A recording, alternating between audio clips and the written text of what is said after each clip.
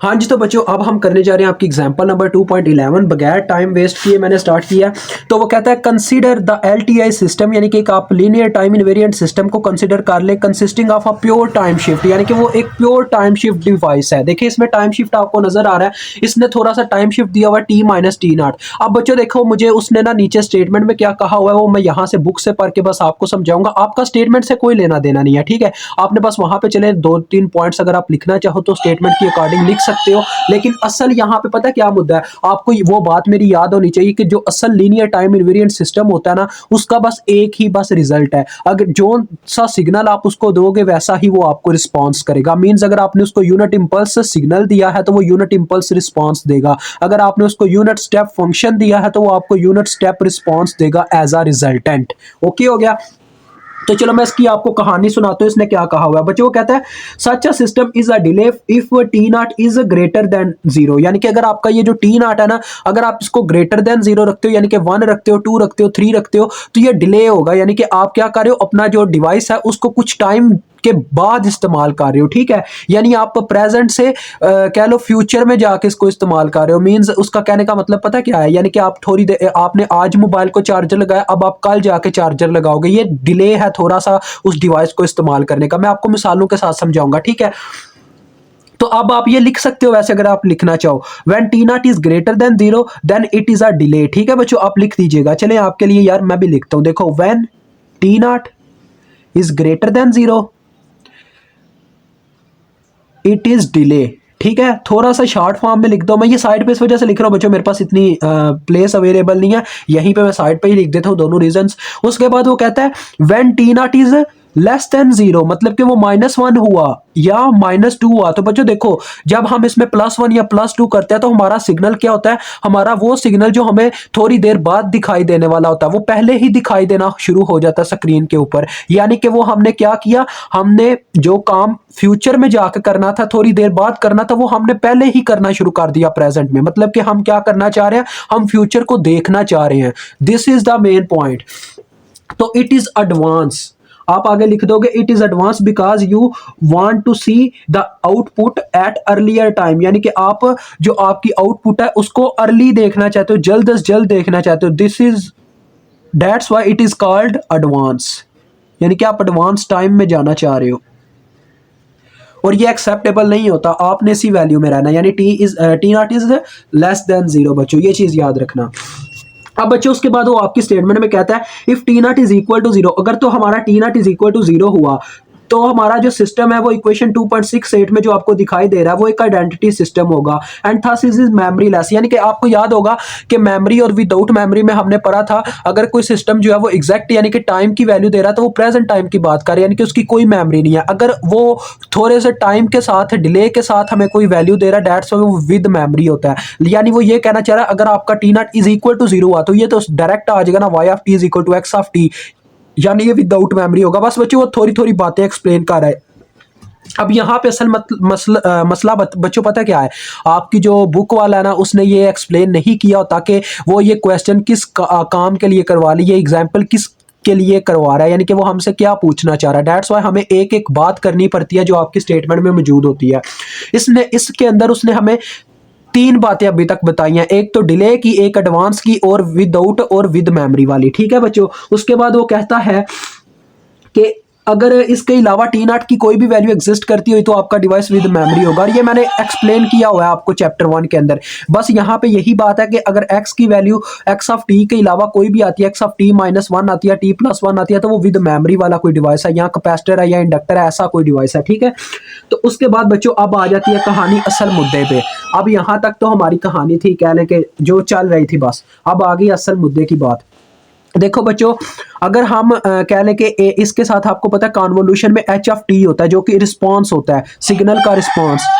अब जैसा कि हमने पढ़ा, मैंने आपको बताया कि अगर हम सिस्टम को जैसा रिस्पॉन्स देते हैं, जैसा सिग्नल देते हैं वैसा ही वो रिस्पॉन्स करता है, तो that's why it is a linear time invariant system. तो मैं इस दफा चले फॉर एग्जांपल इसको दे देता हूँ unit impulse function with time delay डाल के, ठीक है, उसी तरह से जैसे यहाँ पे मौजूद है टी माइनस टी नॉट, ठीक है। तो देखो बच्चों हमारे पास फिर क्या बनेगा, जो एक्स ऑफ टी होगा वो बराबर होता है x of T convolution with H of T, ये होता है उसका फार्मूला, ठीक है बच्चों। एक्स ऑफ टी मतलब कि वाई ऑफ टी के ही बराबर होता है एज इट एज यहाँ पे। अगर हम वहां पे था x of T minus T not, लेकिन मैं यहाँ पे प्रेजेंट टाइम की वैल्यू निकालना चाह रहा हूँ डिले टाइम के अंदर से, ठीक है बच्चों। तो इसका ये फार्मूला बनता है। तो फार्मूला इसका क्या है बच्चों, एक्स ऑफ टी, सॉरी ये X of T minus T naught है, T minus T naught, sorry बच्चों टी माइनस टी नॉट, हम X of T minus T naught, sorry हम क्या करना चाह रहे हैं कि हम डिले को प्रेजेंट टाइम से निकालना चाह रहे हैं, माजरत चाहता हूं। तो ये टी माइनस टी नॉट है और ये बराबर होगा बच्चों प्रेजेंट टाइम की कॉन्वोल्यूशन अगर हम करवा देते हैं एच ऑफ टी यानी कि डिले रिस्पॉन्स के साथ, तो हमें क्या मिलना चाहिए, हमें ये वाले सिग्नल की वैल्यू मिल जानी चाहिए। तो देखो बच्चों एच एफ टी हमारे पास क्या है, उसकी वैल्यू मैं पहले ही पुट कर सकता हूँ, या चलें आपके लिए एक दफ़ा स्टेप लिख देता हूँ, उसके बाद देखें नेक्स्ट स्टेप में क्या होगा। नेक्स्ट स्टेप में हमारे पास आ जाएगा x of T convolution with delta T minus T naught, ठीक हो गया बच्चों। अब उसके बाद ये चीज साबित करने के लिए हमारा ये जो सिस्टम है बच्चों वो एग्जैक्ट प्योरीफाइड टाइप का एक कह लें कि लीनियर टाइम इनवेरिएंट सिस्टम है। हम एक और कॉन्वोल्यूशन का रिस्पांस ले लेते हैं, यानी कि एच वन ऑफ टी ले लेते हैं। पहले एच ऑफ टी था, हम एक एच वन ऑफ टी ले लेते हैं। उसमें दो चीजें बच्चों प्रूफ हो जाएंगी। यहाँ पे भी मैं क्या करूंगा, डेल्टा को ही एज अ रिस्पॉन्स इस्तेमाल करूंगा, लेकिन वहां पे हमने क्या किया था, अब आपको याद होना चाहिए जब हम प्रीवियस क्वेश्चंस करते थे वहां पे हमने जो टाइम डिले डाला होता था उसको बाद में खत्म भी करते थे प्लस करके, यानी कि अगर मैंने टाइम डिले डाला है 2 सेकंड का तो मैं बाद में 2 सेकंड का डिले खत्म भी करता होता था -2 सेकंड करके, ठीक है। तो यहाँ पे भी वही काम करेंगे हम, टी नॉट की जगह माइनस टी नॉट जब पुट करेंगे तो यहाँ पे आ जाएगा टी प्लस टी नॉट, यानी कि हमारा जो डेल्टा होगा वो बराबर होगा delta into T plus T naught, ठीक हो गया बच्चों। तो this is the main signal for checking the device is with memory और without memory and it is linear time invariant और नॉन लीनियर, ओके। तो लिहाजा चलो अब आपने पता क्या करना है बच्चों, अब बस आपका छोटा सा पॉइंट रह गया। अब आपने इन दोनों की कॉन्वोल्यूशन करके देखनी है, एच ऑफ टी की यानी कि प्रीवियस के रिस्पांस की और अभी के रिस्पांस की, इन दोनों की अगर आपने कॉन्वोल्यूशन करके देखी अगर तो हमारे पास डेल्टा आ रहा है तो फिर तो आपका सिग्नल लीनियर भी है, टाइम इनवेरिएंट भी है, विद मेमोरी भी है, ओके। तो चलो ये अभी टाइम के लिए हो रहा है बच्चों, ऐसा भी हो सकता है आपको एन के लिए पूछ ले जाए, मतलब कि डिस्क्रीट सिग्नल ले लिया जाए, ये तो कॉन्टिन्यूअस सिग्नल है ना एक, तो डिस्क्रीट के लिए भी कभी कभार पूछा जा सकता है। तो देखो जरा गौर करना, अब मैं इनकी कॉन्वोल्यूशन करवाने लगूँ। पहले फर्स्ट की इक्वेशन लिखूंगा delta T minus T not, फिर दूसरे की लिखूंगा delta T plus T naught, ठीक है बच्चों, ये मैंने लिख दिया। अब बुक वाले ने कोई यहाँ पे ज्यादा एक्सप्लेनेशन नहीं की हुई, उसने बस इसका रिजल्ट लिखा हुआ जो आता है, ठीक है, लेकिन मैं एक्सप्लेनेशन करूंगा ताकि आपको समझ आए ये कैसे इसका कन्वोल्यूशन का रिजल्ट डेल्टा टी आता है, ये मैं आपको समझाऊंगा। देखो बच्चों लेट से हम लेट कर लेते हैं कि हमारे टी नॉट की जो वैल्यू है वो 2 के इक्वल है, ठीक है, t naught is equal to 2। तो देखो डेल्टा टी माइनस टू क्या होगा, यानी कि आपका सिग्नल कहां पे ट्रांसफर हो जाएगा, t minus two is equal to, हम टी नॉट की इक्वल रख के देखेंगे यानी कि हमारी वैल्यूज पे क्या असर पड़ना है, तो टी इज इक्वल टू आ जाएगा टी नॉट प्लस टू, यानी कि हमारा सिग्नल थोड़ा आगे टाइम शिफ्ट ले जाएगा। तो ये देखो आपको पता ही है जो आपका यूनिट इंपल्स होता है वो, ये यूनिट इंपल्स ही है ना तो लिहाजा वो होता क्या है आपको इतना, ये आपके एग्जाम्पल के तौर पे बना रहा हूँ, ये आपने वहां पे बनाने नहीं है पेपर में, ये आपको समझाने के लिए बना रहा हूँ कि जो आपका सिग्नल होता है ना बच्चों, ये मैं ये कहना चाह रहा हूँ जो आपका सिग्नल होता है यूनिट इंपल्स का वो कुछ टाइम के लिए ही अपनी कह ले नेचर में एग्जिस्ट करता है, फिर उसी वक्त जीरो भी हो जाता होता है। डेट्स वाई इसकी वैल्यू अब जीरो के ऊपर जीरो है, लेकिन ये टाइम शिफ्ट होगा ना, डेट्स वाई इसकी वैल्यू जीरो के ऊपर जीरो है। और मैं आपको बताता हूँ तो यहाँ पे जो वैल्यूज होती है वो टी नॉट की वैल्यूज होती है, पहले ये जीरो पे 1 था, लेकिन जब इसमें मैं 2 जमा करूंगा तो ये सिग्नल कहाँ पे शिफ्ट हो जाएगा, 2 पे शिफ्ट हो जाएगा, यानी ये सिग्नल हमारा यहाँ पे आ गया, लेट्स से यहाँ पे, ठीक है। अब इसी तरह से बच्चों देखो मैं delta T plus T naught की अगर बनाना चाहूँ तो वो होगा टी प्लस टू, यानी कि टी नॉट की वैल्यू हमने एक ली है ना आपको समझाने के लिए जनरली तौर पे, तो यानी कि टी नॉट में से अब हमने क्या करना है बच्चों -2 करते जाना है। तो ये सिग्नल आपको मैंने जैसा कि बताया ये जीरो के ऊपर एग्जिस्ट कर रहा होता है डेल्टा टी का, तो जब इसमें से मैं -2 करूंगा, 0 -2, तो वो सिग्नल माइनस की तरफ माइनस की जानिब शिफ्ट हो जाएगा। तो ये देखो इस तरह से आ जाएगा, ये जरा गौर कीजिएगा, ये आ गया टी का एक्सिस, ये 0, ये -1, ये -2।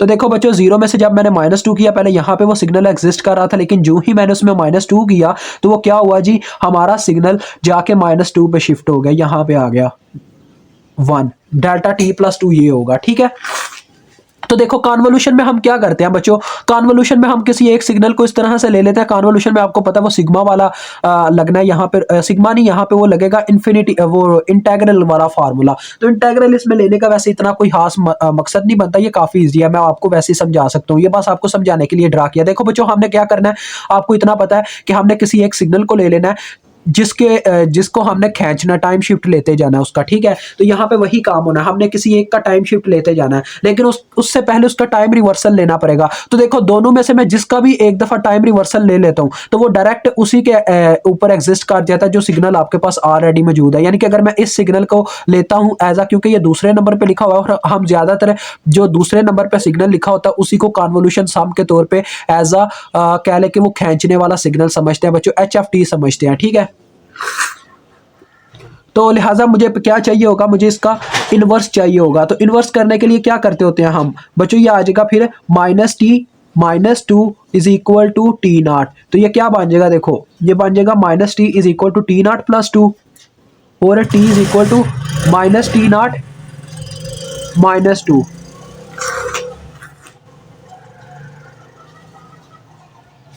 यानी कि -t0 की वैल्यूज में -2 करते जाओ, वो ये कहना चाह रहा है। ये मैंने कौन सा सिग्नल ले लिया, वो माइनस वाला ले लिया, सॉरी बच्चों, ये माइनस वाला ले लिया, ये प्लस वाला है, सॉरी ये प्लस होगा, इधर आके माइनस हो जाएगा और ये बाद में प्लस ही होगा, ऐसे। ठीक है, मैंने ये वाला सिग्नल लिया ना, तो ये वाला लेना था, वो गलती से वो वाला ले लिया, चलो ठीक हो गया, ओके हो गया।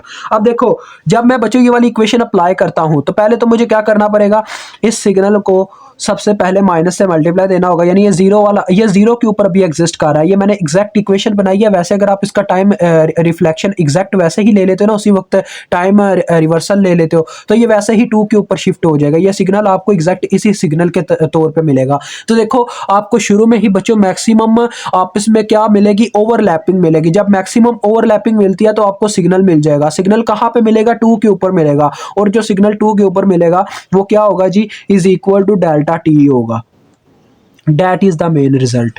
तो ये चीज आपने याद रखनी है बच्चों, आप इसको चाहे ना ड्रा करना वहां पे, बस इतनी चीज अपने जहन में बिठा लो, जैसा आप इनपुट के तौर पे फंक्शन देते हो वैसा ही आपको रिजल्टेंट में यानी कि आउटपुट के तौर पे रिस्पांस मिलता है, टाइम शिफ्ट के बगैर मिलेगा, ये चीज याद रखना, डेल्टा ऑफ टी मिलेगा। अब देखो आपके बुक वाले ने आगे क्या लिखा है बच्चों, थोड़ी सी बात बस सुन के जाना, और ये आपका लेक्चर बस दी एंड होने लगा।